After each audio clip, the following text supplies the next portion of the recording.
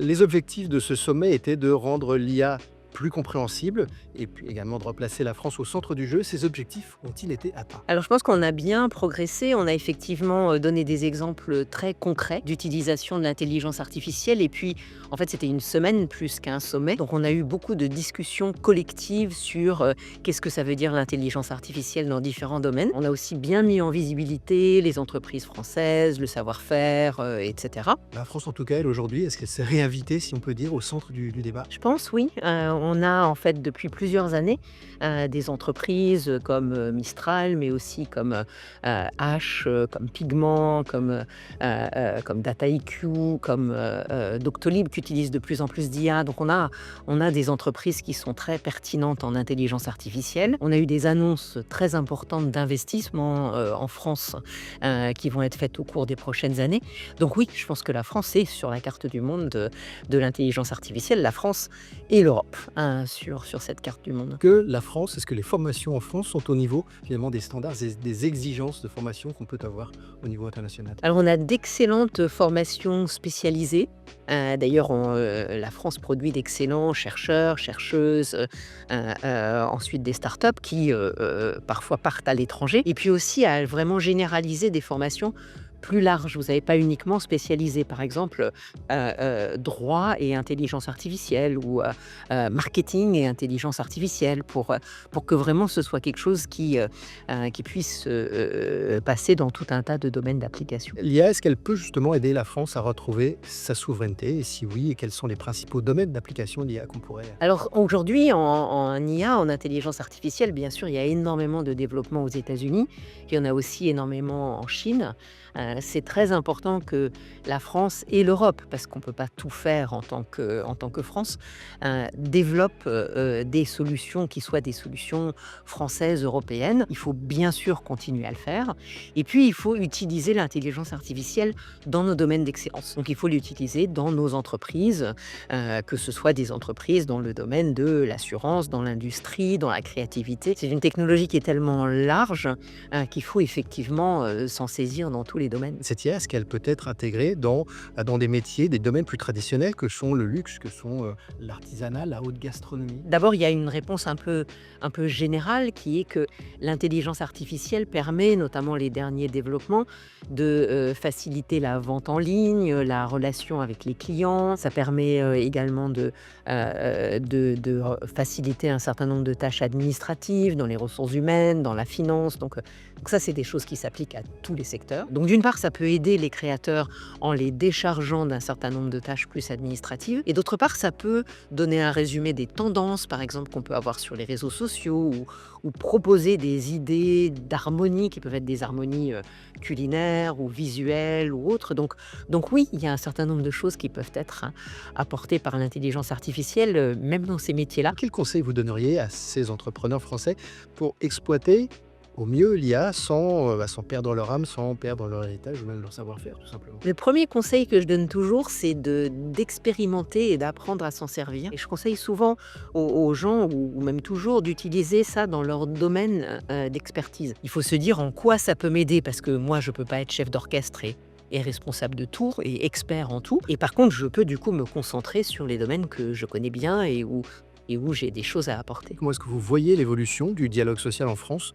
pour intégrer justement l'impact des IA sur le marché du travail, notamment en ce qui concerne la transformation des métiers, la révolution même de certains métiers et la protection des salariés? Alors c'est extrêmement important, hein. C'est vraiment une recommandation très forte qu'on a fait avec le rapport de la commission IA que j'avais co-présidé avec Philippe Aguillon. Il faut de la formation de tous les salariés, les travailleurs, les syndicats, les cadres, les dirigeants. Mais il faut aussi du dialogue social parce que ce qui se passe, c'est qu'en fait, ça change une partie de la manière dont on travaille. Ça ne va pas vraiment remplacer, par exemple, le métier d'un expert en marketing ou d'une spécialiste en médecine. Mais par contre, ça va changer la manière dont on fait les comptes rendus de réunion, les comptes rendus d'entretien. Ce sont des nouveaux outils à utiliser. Et là, il faut du dialogue social pour parler de comment est-ce qu'on fait ça, comment est-ce qu'on fait ces changements d'une manière collective dans l'entreprise. La France, comment est-ce qu'elle peut créer des vrais champions de l'IA? Est-ce qu'elle peut les créer seule?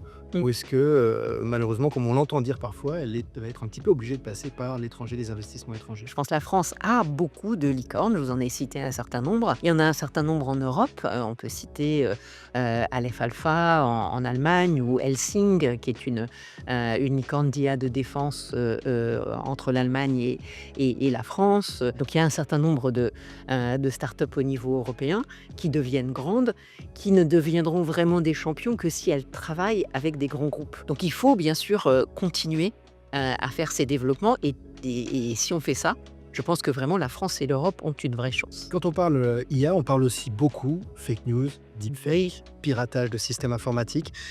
Comment peut-on aujourd'hui traiter justement, est-ce qu'on sait aujourd'hui traiter ces préoccupations autour de la sécurité, les risques potentiels de cette technologie et de l'IA? Alors la première chose qu'il faut peut-être dire, c'est qu'effectivement, les fake news, on peut créer des vidéos d'une extrêmement bonne qualité, qui ressemblent à la personne qui sont censées représenter. Mais il faut aussi se dire qu'aujourd'hui, les fake news qui ont le plus d'effet, ce sont des photos très grossièrement retouchées, dont on voit d'ailleurs assez vite que c'est fake, mais si c'est très largement relayé, ça peut avoir beaucoup plus d'impact que quelque chose de très bonne qualité, mais qui reste dans un petit cercle. Il ne faut pas se dire que c'est que l'intelligence artificielle qui fait partie du problème, mais bien sûr, l'intelligence artificielle contribue au risque.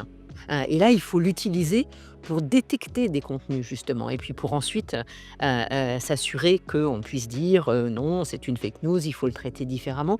Donc il faut, du côté défense, que ce soit journalistique, que ce soit cybersécurité, que ce soit vraiment défense nationale, s'assurer qu'on utilise ces technologies et qu'on ne se laisse pas dépasser. Quels sont les défis justement, tiens, qu'il nous faut relever dans les 10 prochaines années pour rester à la pointe en France, à la pointe de ces technologies qui sont stratégiques? Et je pense qu'on fait un certain nombre de choses déjà vraiment bien. On a tout ce côté formation, recherche, start-up, on a cette prise de conscience. Je pense que le sommet IA a aidé à générer. On a cette envie de faire, vraiment, je sens un élan et une dynamique. Il faut éviter que cette dynamique retombe. Au-delà du fait d'investir dans les startups, il faut le faire. Investir dans les entreprises pour qu'elles utilisent ces nouveaux services. Donc il faut vraiment qu'on ait un espèce de plan IA. On a une stratégie nationale IA en France. Il faut continuer à la déployer pour vraiment saisir cette opportunité. Parce que ça va vite. Quels sont les freins majeurs que vous observez justement en France? Y en a-t-il encore et quels sont ceux qu'il faut absolument lever? On fait des sondages dans tous les pays sur la perception de l'IA par chacun et chacune. La France fait partie des pays où il y a le plus d'inquiétude.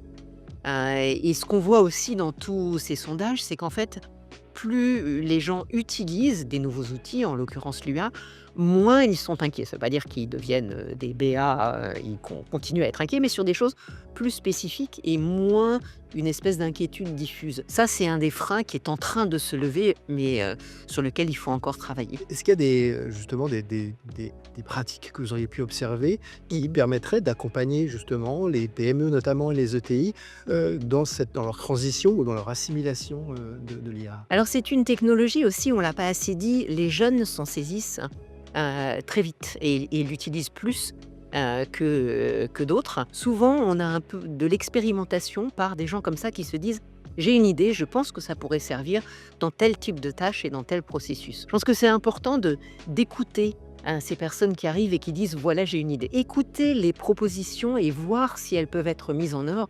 C'est vraiment une recommandation que je fais. C'est pas quelque chose qu'on peut déployer, vous voyez, top-down, avec la direction disant voilà, c'est comme ça qu'il faut faire. Il faut aussi écouter ce qui est proposé. On prête aussi à l'univers de la tech en général, un côté très masculin. Est-ce que justement l'IA est un sujet qui suscite peut-être plus de vocations chez les femmes? Alors on ne sait pas encore, c'est peut-être un peu tôt, mais c'est vrai qu'il y a d'un côté cette image de l'IA c'est de l'informatique, c'est fait dans des garages, alors c'est pas du tout la réalité. Et d'un autre côté c'est quelque chose de très très large. Donc en fait l'IA peut être utilisée, on en a parlé dans la santé, dans le domaine de l'environnement, l'environnement, dans le domaine de la mode, dans le domaine du marketing, donc dans tout un tas de domaines.